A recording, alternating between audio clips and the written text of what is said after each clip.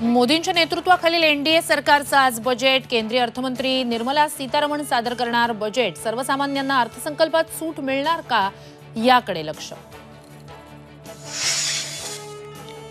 राष्ट्रवादी शिवसेना आमदार अपात्रता प्रकरणी आज सुनावणी होणार. शिंदे गट आणि अजित पवार गटाच्या आमदारांना अपात्र करण्यासाठी याचिका. काँग्रेसची दिल्लीत आज महत्त्वाची बैठक. पटोले, थोरात, वर्षा गायकवाडांसह महत्त्वाचे नेते उपस्थित राहणार. क्रॉस वोटिंग करणाऱ्या आमदारांवर कारवाईची शक्यता. मुंबईसह किनारपट्टी, पश्चिम घाट परिसरात 3 दिवस पावसाचा जोर वाढणार. हवामान खात्याचा अंदाज.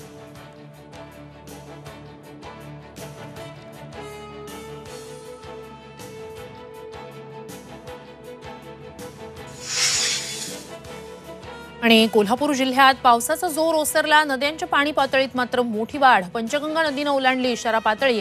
नदीकाठच्या नागरिकांना स्थलांतराच्या सूचना.